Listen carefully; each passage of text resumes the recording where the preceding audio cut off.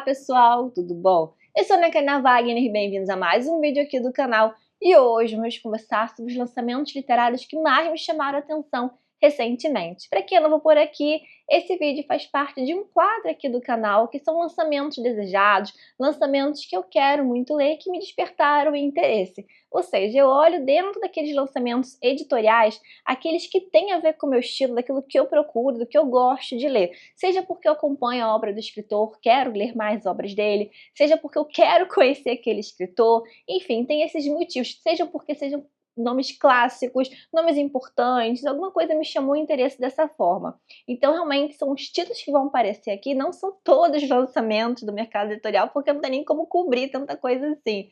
Mas são aqueles realmente que têm uma identificação muito grande comigo e que vocês vão ver. Ou já viram alguma notícia desses livros por aqui, ou que vão ver em breve porque eu quero ler, porque vai chegar por aqui novos na estante. Enfim, tem todo esse aparato, tem toda essa curadoria na Karina Wagner. Então, se você se identificar com algum desses títulos aqui, já se inscreve no canal, já ativa as notificações para não perder nenhum vídeo, tá? Lembrando sempre que todos os livros que eu falar por aqui ao longo do vídeo vão ter todos os links aqui no box de informação. E também temos sempre cupons de desconto para clubes de assinatura, para algumas editoras sim. E vale a pena vocês sempre conferir aqui no box de informação, porque além dos links que eu deixo para os livros, eu também deixo os meus cupons de descontos para vocês aproveitarem, tá? Agora no final do ano já dá uma diminuída no ritmo, né, desses lançamentos. No último mês aí teve mais lançamentos aí, que eu acabei fazendo os 2 vídeos, mas tem mais ou menos 2 meses que eu fiz esse vídeo que eu fui ver. Voou bastante o tempo, né? Mas tem umas coisas interessantes. Acredito que esse vai ser o último do ano. Vamos ver. Eu acho que não vai aparecer uma quantidade grande o suficiente para trazer um vídeo.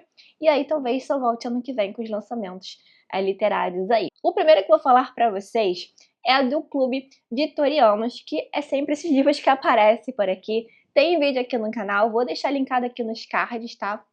Para vocês conferirem, saber mais detalhes sobre o clube, enfim. O clube já completou 1 ano, então agora é o primeiro livro do 2º ano do Clube Vitorianos, tá? E o livro é do Daniel Defoe, que é Lady Roxana. Então, Daniel Defoe é o mesmo escritor de Robinson Crusoe. E eu achei, gente, essa edição está muito linda, tá com esse roxo. E eles fizeram um acabamento especial. Parece que eles vão trazer agora, para esse 2º ano, acabamentos especiais que vão variar de um mês para o outro, tá? Então, nesse mês, o acabamento diferencial ali é o hot stamp em dourado ali, tá muito bonito mesmo. Amante de homens poderosos, acumulando fortuna e influenciando os ciclos do poder. O último grande romance de Daniel Defoe, autor de Robinson Crusoe, é provocador e instigante. A história de uma cortesã que, diante da pobreza, da traição e da exclusão social, decide renunciar à virtude tradicional em troca de sobrevivência, riqueza e liberdade. Mais do que um relato escandaloso de libertinagem, uma reflexão profunda sobre ambição, identidade e culpa. Uma heroína ambígua e fascinante. Então, esse livro, se você assinar durante o mês de novembro e usar o meu cupom, você ainda tem um desconto, mas esse cupom é por tempo limitado, então durante novembro você garante esse livro. Se você entrar no clube depois disso, então só se você se tornar um assinante anual, tá? E aí você consegue, se tiver disponibilidade, comprar na lojinha exclusiva para assinantes anuais, né, do clube, tá bom? Então, fica meu aviso para vocês não perderem, porque parece estar bem interessante essa obra. O próximo agora é também de um clube de assinatura, no caso, o Clube de Literatura Clássica, que eu também tenho parceria, ou seja, eu tenho um cupom de desconto em que você, utilizando o meu cupom, você, além de levar o box do mês, você também recebe um que eu escolhi porque é um dos meus favoritos da vida, que é o Livro Desassossego, do Fernando Pessoa, em que a edição deles é uma das edições mais bonitas que eu acho ali, que eles já publicaram. E assim, eu amo de paixão, vocês que me conhecem aqui sabem o quanto panfleto o Livro Desassossego. Mas enfim, o foco é o livro do mês de novembro, que é o Fantasma da Ópera, do Gaston Leroux. Eu achei essa capa lindíssima que eles fizeram, assim, eu achei a estética e também o bônus aí, o brinde aí que vem o livreto com contos inéditos do escritor. Eu vou falar aqui um pouco com vocês, mas assim, eu tô super empolgada porque eu já tô assim, já decidi minhas leituras de outubro do ano que vem, né? Esse ano eu li 2 grandes clássicos do gênero, que eu li Médico, Monstro e Frankenstein. Então, ano que vem, já falei, vou ler Drácula e o Fantasma da Ópera. Finalmente, se eu não furar a fila disso, né? Vamos lá. Publicado em 1910, o romance de Gaston Leroux se passa na grandiosa Ópera de Paris, um espaço que parece ter sido construído para a escrita desse romance gótico.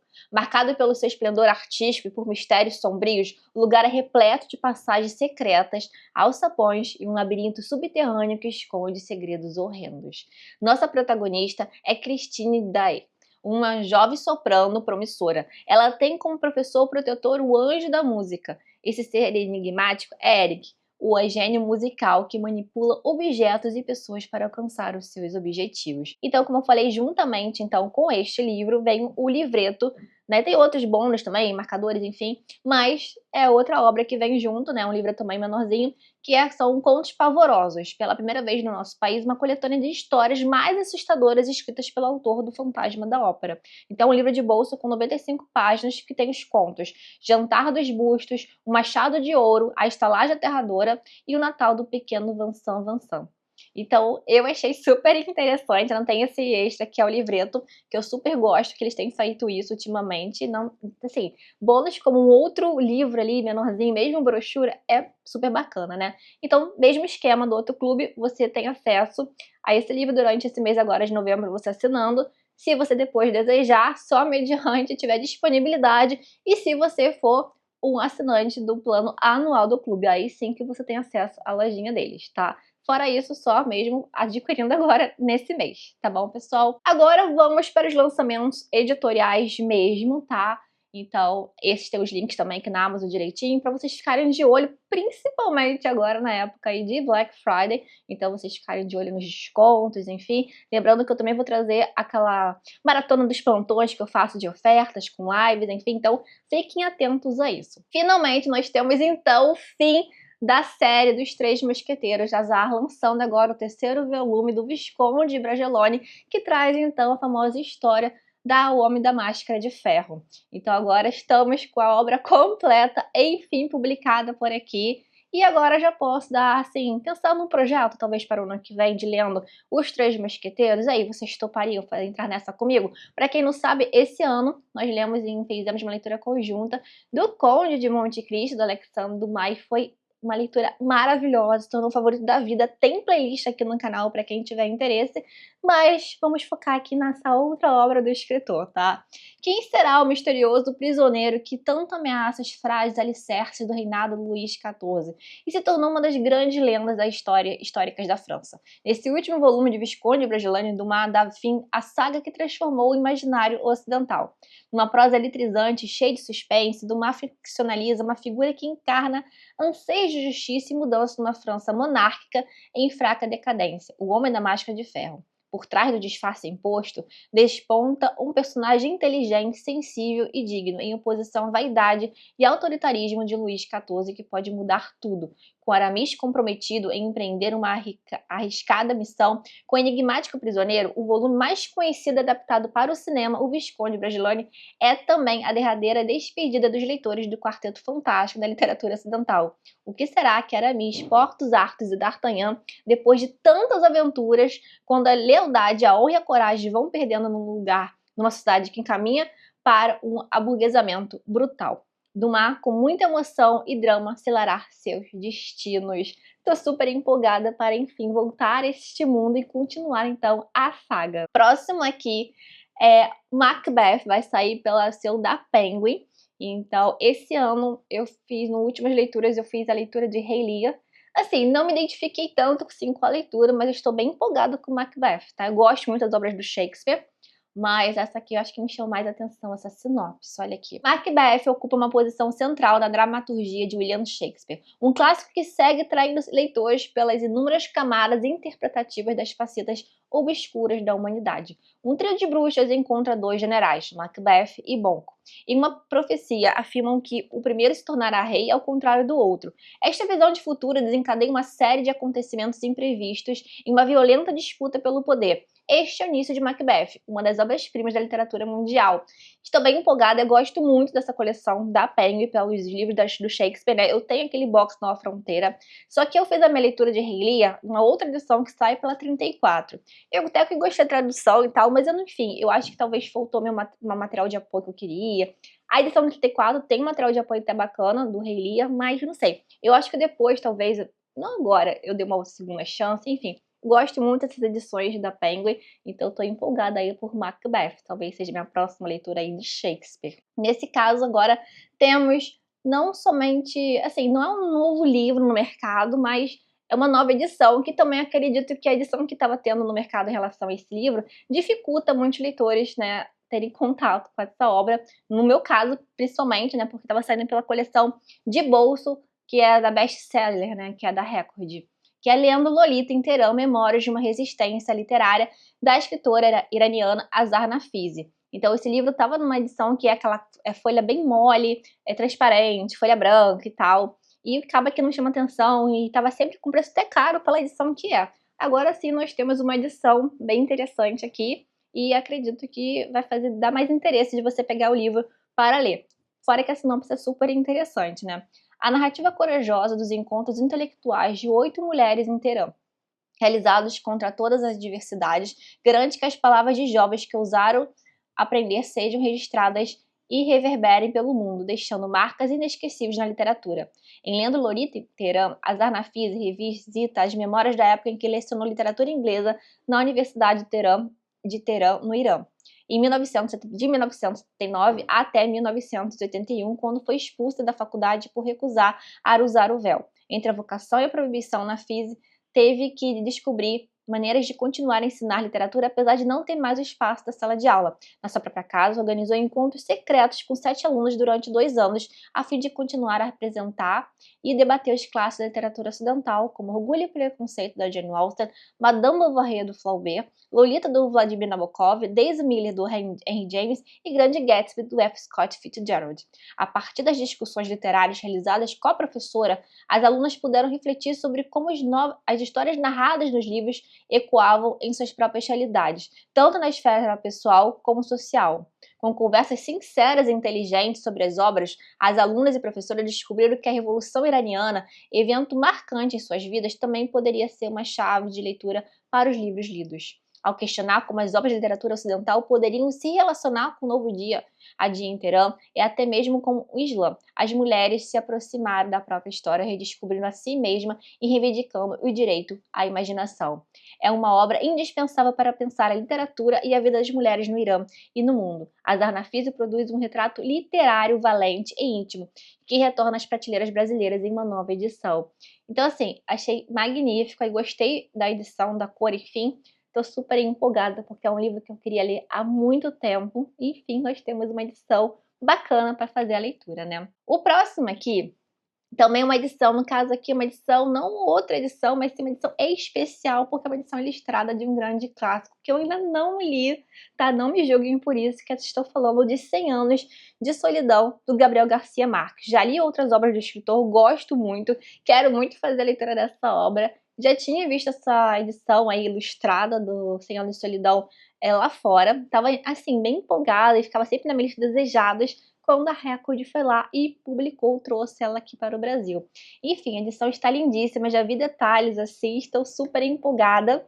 E ficar de olho agora numa promoção para aproveitar essa edição maravilhosa. O próximo aqui é Jardim Noturno, da Shirley Jackson. Para quem me acompanha sabe que eu gosto sempre de indicar Shirley Jackson, aqui é da editora Darkside. Então aqui, ó, algumas flores só desabrocham na escuridão. Um diabo inquieto, uma velha maliciosa e um Jack, o estripador do pós-guerra. Uma perseguição para uma paisagem urbana sinistra, uma cidadezinha onde o mal espreita por trás de roseiras impecáveis.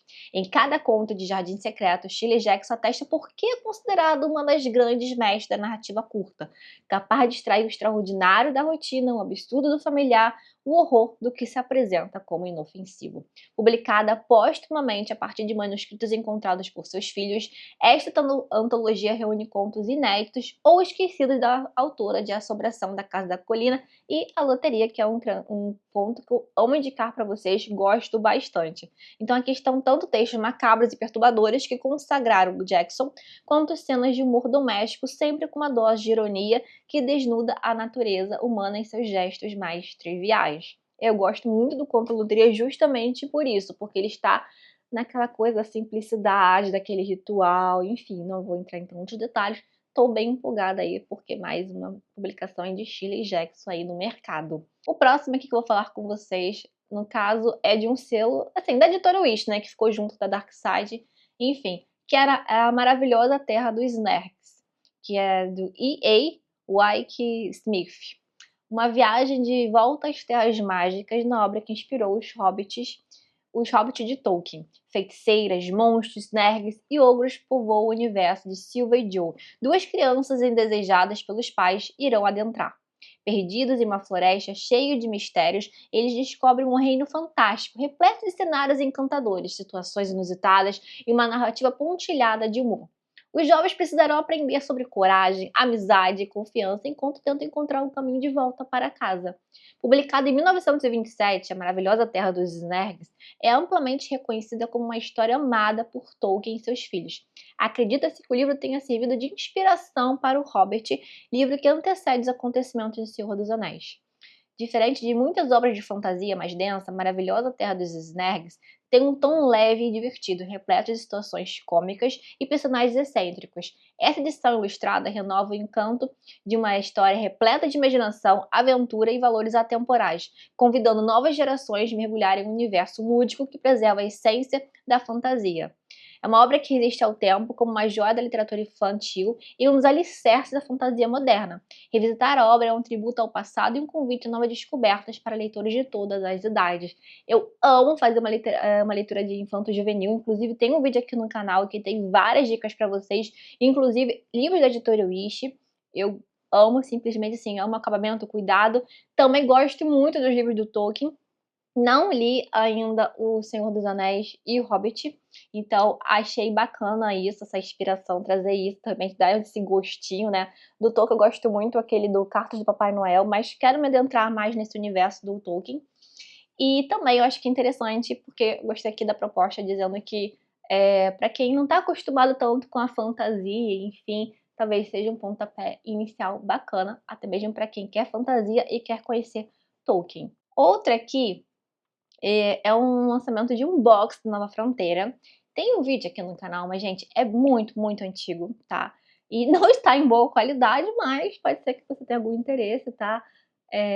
Mas na época eu mostrei o que eu tinha de box Nova Fronteira. Então, eu gosto de box Nova Fronteira, tá? Minha coleção ali já mudou, alguns eu já passei pra frente, mas a maioria eu tenho ali ainda. E eu tenho vários outros boxes. Eu preciso refazer essas séries antigas do canal, né? Mostrando algumas coleções minhas em vídeo, né? Então, fica aí, de repente vocês podem manifestar o desejo de vocês aqui nos comentários. Mas enfim, é pra falar do box Ficção Completa do Edgar Allan Poe. Eu achei o projeto gráfico bem bacana e achei esse corte que tem nesse livro lindo demais. Então, assim, bem uma coisa pra, né, o mês do terror ano que vem, para outubro. Então, mais livros aqui pensando nisso, tá? Então, aqui, ó, Ficção Completa, do Edgar Allan Poe, reúne em 2 volumes todos os contos escritos por um dos maiores mestres da literatura fantástica e das tramas de suspense. Além de ser o único romance, a narrativa de Arthur Gordon Pym de Nantucket. Em uma obra que atravessa o horror psicológico, o mistério grotesco e sublime, Poe nos convida a mergulhar nas profundezas da mente humana e do desconhecido. E aí que tá falando da organização, enfim, parece que eles fizeram um trabalho que tem vários tradutores, enfim, vale a pena dar uma olhadinha para ver se tem o seu interesse e tal. Não tem ainda a disponibilidade do sumário, como que tá organizado aqui para comparar outras edições, mas tá dizendo aqui que é a obra completa do Edgar Allan Poe. Agora eu vou falar de 2 lançamentos da editora Martin Claret. O primeiro é um livro que é a biografia, né, a biografia mãe da Jane Austen, publicada pelo sobrinho dela, que é o James Edward Austen Legge. Esse livro tá saindo agora pela Martin Claret, mas ele já foi publicado pela editora Pedra Azul, tá? Então lá no site tem, se você tiver interesse, a edição é muito linda. Já mostrei algum vídeo aqui no canal, tá? Tem detalhes ali por dentro, ilustração. E você, no site da editora, vocês podem usar meu cupom. Mas tem aqui a Martin Claret, então tem essa opção aqui para vocês também darem uma conferida, tá? Eu achei interessante mencionar. E tá dizendo que aqui também tem outras recordações familiares. Eu não sei se o miolo realmente vai ser 100% igual. Aparentemente sim, não sei. Só depois que lançarem direitinho, aí dá pra ver lá pela amostra do Kindle, mais ou menos, ver o sumário. Mas fica aí a minha dica pra vocês. Outro aqui, que vale a pena citar, por 2 motivos, tá? Foi porque eu sei que muita gente gosta. Eu achei legal a edição, que é o dos Miseráveis. Mais uma edição de Miseráveis, do Martin Claret, tá? E agora no formato de bolso. Eu achei o projeto gráfico lindo. Pena se... Não sei se é pena, de repente fica legal, não sei como vai estar o peso do livro em si. Que eles fizeram essa edição de bolso, mas eu achei, assim, o corte dele lindo. A capa muito bonita da Martin Claret, de Os Miseráveis, do Victor Hugo. Estou falando também deste livro porque eu já falei em outros vídeos aqui do canal, mas vou dar esse gostinho aí pra vocês. Como eu disse pra vocês, aproveitando que esse vídeo tá saindo numa época aí da semana do esquenta da Black Friday, que vai ter leitura conjunta aqui de Os Miseráveis, tá? Então em breve eu venho aqui falar com vocês, falando como vai ser o cronograma, grupo de leitura, como vai ser o esquema todo. Provavelmente vai ser pro início do ano que vem, tá? Porque vai ser uma leitura aí que vai englobar mais meses, acho que pra coisa ser mais tranquila, tá? E aí vocês me comentem aqui, deixa aqui nos comentários se vocês têm interesse em participar de leitura conjunta dos Miseráveis, e também já vão dando palpites aí do que vocês gostariam de ler comigo aí ano que vem, tá? Pra me organizando aqui, tá? Mas aí fica a minha indicação pra vocês saberem dessa nova edição no mercado de Os Miseráveis, tá bom? Agora eu vou falar de um lançamento da editora Pinar, que eu vi em algum lugar, se eu não estou enganada, que ele tem algum ar ali da morte do Ivan Ilitch, do Tolstói, que eu amo de paixão esse livro. No caso aqui, estou falando da morte de Artemio Cruz, do Carlos Fuentes. E eu fui olhar, esse livro está na lista dos 1001 livros para ler antes de morrer, tá? Aqui nós temos as últimas horas da vida de um antigo revolucionário mexicano, agora um poderoso empresário que está morrendo em seu leito, velho e doente, dentro do quarto de uma mansão na cidade do México, né? Então, quem já leu A Morte de Van Ilitch sabe que esse início aí é bem parecido. A história se desenrola a partir da consciência fragmentada de Artemio, misturando suas lembranças, delírios e pensamentos imediatos. Por meio de uma estrutura narrativa inovadora que alterna entre a primeira, segunda e terceira pessoa, me chamou bastante atenção isso, o romance mergulha no passado do protagonista, da juventude idealista na Revolução Mexicana, à sua ascensão política e econômica marcada por traições, oportunismo e perdas morais, em meio às suas recordações de amores perdidos, decisões cruéis e pactos com o poder. Artemio Cruz torna-se uma metáfora do México do século XX, um país marcado por lutas libertárias que se converteram em estruturas autoritárias e desiguais. O romance de Fuentes, portanto, vai além do retrato individual e assume um papel crítico e histórico, denunciando as distorções do poder e a falência dos ideais revolucionários. O próximo aqui também é da editora Pinar, é de escritor mexicano, e aqui, ó, Jorge Ibargüengoitia. Acho que é assim que se pronuncia, tá? Mas olha, eu achei também interessante a premissa da história, baseada em um dos casos criminais mais escandalosos do México do século XX. As Mortas recria com ironia mordaz e humor negro a trajetória de duas irmãs que transformaram uma rede de bordéis em um império de exploração e violência, entre pactos secretos, ambição desmedida e uma sequência de assassinatos de mulheres. Jorge constrói um romance vertiginoso que expõe as engrenagens do poder, da corrupção e da hipocrisia social. Ao transformar a crônica policial em literatura, o autor não apenas revela a brutalidade do episódio real, mas também questiona os limites entre verdade e ficção. O resultado é uma narrativa envolvente, ao mesmo tempo divertida e perturbadora, que consagra Ibargüengoitia como um dos grandes mestres da sátira latino-americana. Então eu gostei desse tom aí, que ai, eu não sei, eu gostei da capa. Primeiro fui na capa, que eu gosto muito dessas capas da Pinar, e aí fui na sinopse e me identifiquei. Então esses dois livros aí da Pinar me chamaram bastante a atenção. Agora eu vou falar de um lançamento da editora Todavia, que é o Expresso de Tóquio, de Seishi Matsumoto. Esse aqui é um clássico da literatura japonesa do século XX, na forma de um thriller policial envolvente. Então, um clássico e um thriller. Então a gente já fica mais assim com vontade de ler e tal. Olha aqui a sinopse. Em O Expresso de Tóquio, clássico do romance policial japonês, Dois corpos são encontrados na costa Kyushu, aparentemente vítimas de um pacto suicida. A polícia local rapidamente encerra o caso, mas o detetive Torigai percebe inconsistências sutis que não se encaixam no perfil do casal. Paralelamente, em Tóquio, o experiente inspetor Mihara se envolve na investigação e passa a desconfiar que o crime está ligado ao rigoroso sistema de horários das ferrovias japonesas. À medida que une forças, Torigai e Mihara mergulham em um intricado quebra-cabeça de horários de trens, álibis e pistas quase invisíveis, com precisão e ritmo contido. Matsumoto constrói uma trama engenhosa que não depende da violência ou de reviravoltas espetaculares, mas sim do raciocínio lógico e da observação atenta. Um suspense elegante e sóbrio que também serve como retrato sutil da sociedade japonesa do pós-guerra, marcado por burocracia, corrupção e pressões sociais. Eu gostei muito dessa parte aqui que diz do raciocínio lógico e da observação atenta, dizendo que não é um livro cheio desses plots, não. Então não é esse livro assim, que vai te pegar por essas reviravoltas, não. Mas sim por essas questões de observação, ou seja, com esse cuidado ali na escrita, na narrativa mesmo. Então isso me chamou mais atenção aí. Um outro aqui é um clássico da literatura brasileira, da Editora Instante. Para quem me conhece, sabe o quanto eu gosto dessas publicações da Editora Instante, principalmente de Diná Silveira de Queiroz. Eu amo o livro A Muralha, volta e meia que tem chance de indicar aqui para vocês, eu sempre panfleto isso. E aqui nós temos Guida, Caríssima Guida. Guida é uma mulher sedutora e, acima de tudo, ambiciosa. É casada com Marcos Antunes, diplomata dedicado, mas homem totalmente fraco diante da mulher. O casal tem um filho, Tomás, que desde garoto mora em Lisboa. Guida não quer ser mãe de um adulto e muito menos tê-lo por perto, o que denunciaria sua idade. O pai quer trazer o filho de volta à família, mas Guida deseja ir ao Brasil para a fazenda que Marcos herdou, onde no passado dela, a menina de origem humilde foi acolhida e decidiu triunfar a qualquer preço. O diplomata vai ao encontro de Tomás em uma viagem de aproximação afetiva, e a mãe segue para o interior de São Paulo, onde se estabelece como grande fazendeira. Porém, a morte repentina de Marcos atrapalha os planos de Guida, que passa a não medir esforço e toma as atitudes mais radicais para convencer o filho a desistir da herança do pai. Entre reviravoltas e o meio cosmopolita, tendo como pano de fundo acontecimentos históricos da época, Guida, Caríssima Guida, traz uma dinâmica diferente e o final arrebatador. A editora Estante, ela vem publicando vários livros da Diná Silveira de Queiroz, então temos Floradas na Serra, A Muralha, tem livro dela de fantasia também, fantasia não, de ficção científica, algo do tipo.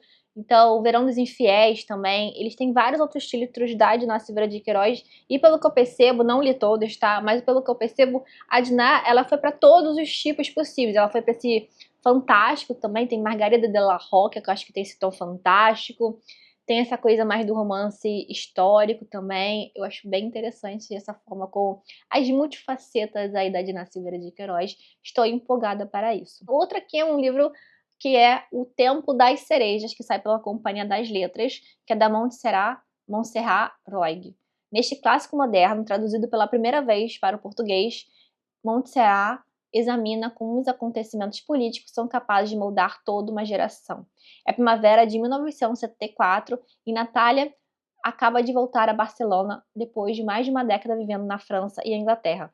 Entre a França e a Inglaterra, o regime franquista está próximo do fim e uma atmosfera de mudança cultural e política impregna na cidade.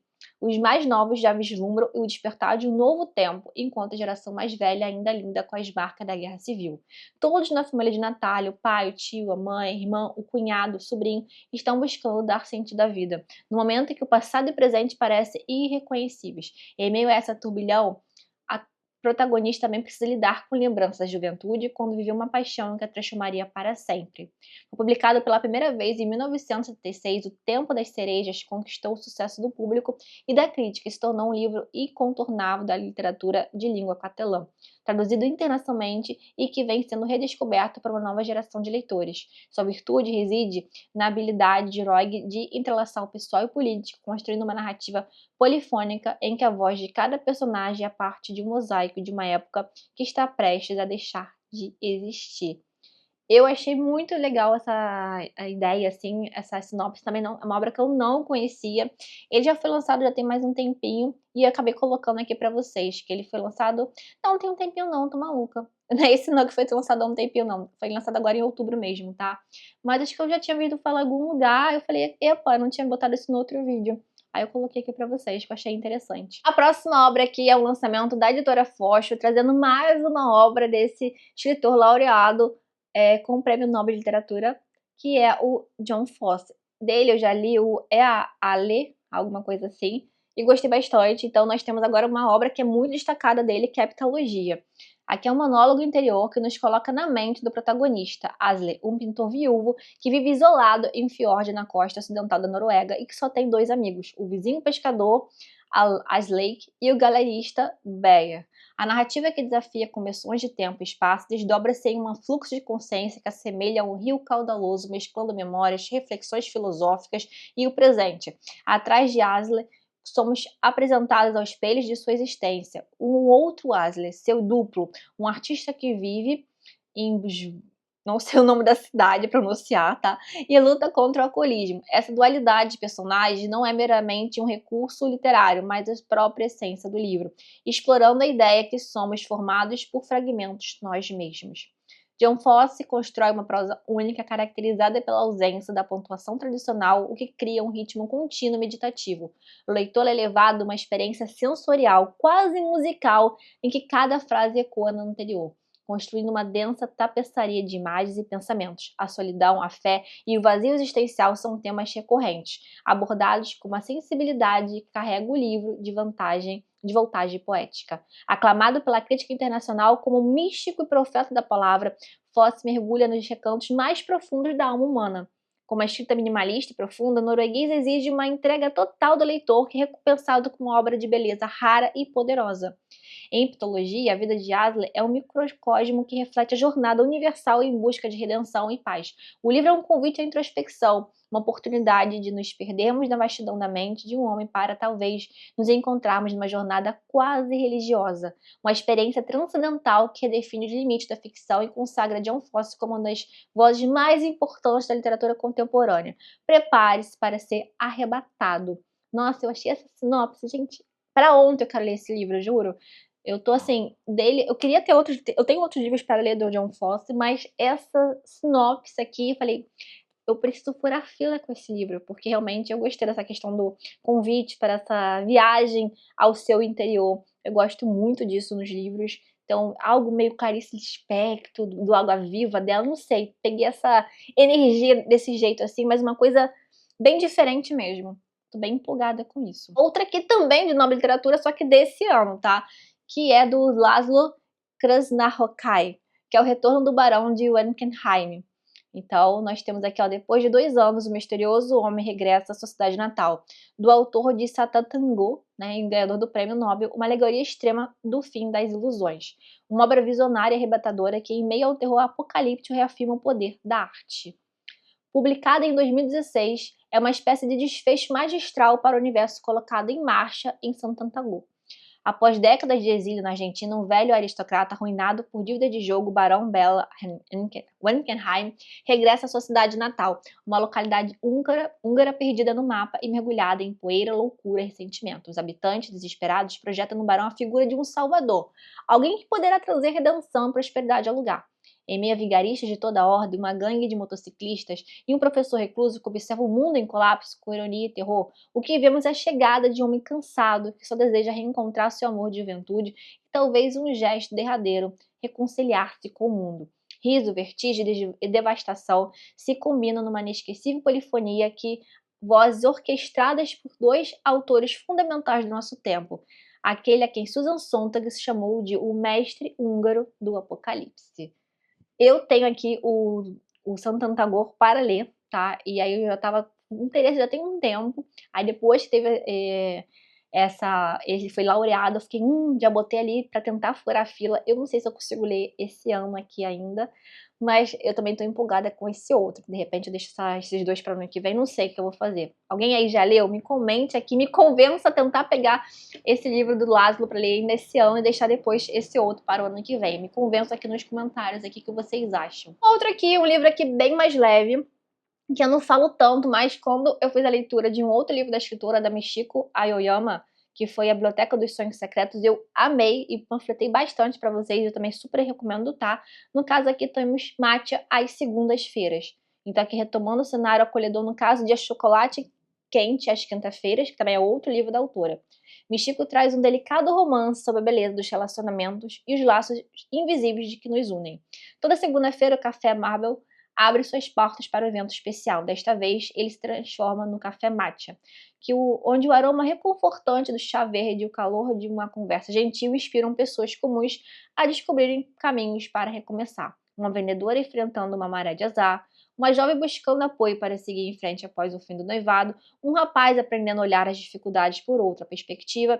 Essas e outras histórias se cruzam de maneira sutil à medida que as estações transformam a paisagem à sua volta. Encontros fugazes se tornam o estopim de profundas mudanças, revelando que todos nós estamos conectados numa corrente que se estende para muito além do que imaginamos. Enquanto um gato branco como a neve observa os humanos surpreendentes ao seu redor, Michiko Ayoma nos convida a trocar o amargor do matcha por saborosas porções de inspiração, amizade e esperança. Eu gostei muito, como eu falei pra vocês, da Biblioteca dos Sonhos Secretos. Nesse gênero aí de ficção de cura, foi o que eu achei mais interessante dos poucos. Assim, eu não li tantos, tá? Mas foi o que mais me despertou o interesse, que eu falei mais em detalhes aqui no canal. E gostei muito. E eu super recomendo pra vocês. Então eu tenho esse outro dela, Chocolate Quente às Quintas-feiras. Quero primeiro ler esse. Aí se eu gostar, aí depois eu vou pra esse. Mas eu tenho mais expectativas nesse, porque eu gosto dessa ficção de cura, às vezes pra dar uma respirada. E como eu gostei dessa escritora, fica a minha recomendação aí pra vocês, tá? O próximo aqui é uma edição especial de um grande escritor, que é Carlos Drummond de Andrade. Então, a Record, né, que vem publicando os livros deles em forma individual, brochura, tudo bonito, todo um projeto legal ali, eles fizeram, assim, do essencial. Então, reuniram aqui 5 obras aqui essenciais de Drummond de Andrade nesse projeto que eu achei lindíssimo, assim, eu fiquei babando, tá? Que temos, então, alguma poesia, Sentimento do Mundo, que eu já li e gosto muito, já falei isso pra vocês aqui no canal sobre esse livro, José e Novos Poemas, A Rosa do Povo e, claro, Enigma. Então, são 5 obras aqui super importantes dele e com um projeto, assim, lindo, box, capa dura, perfeito, tá? Então, fica só meu aviso aí pra vocês. E, por fim, um livro que eu li no início do ano, tá? Que é Memórias do Subsolo, do Dostoiévski, saindo aqui pela edição da Antofágica. Lembrando para vocês, esse livro está na pré-venda, só que agora a pré-venda da Antofágica é só feita pelo site deles, tá? Então, vê se é vantajoso para você ou não. Para muitas pessoas não fica por causa do frete, principalmente quem mora muito mais longe do eixo aqui do Sudeste. Enfim, eu moro no Rio de Janeiro, tá? E aqui pro Rio de Janeiro o frete está saindo em torno dos R$ 12 mais ou menos. Então, já fica mais caro. Eu sei que para alguns lugares fica mais caro se você for comprar na livraria.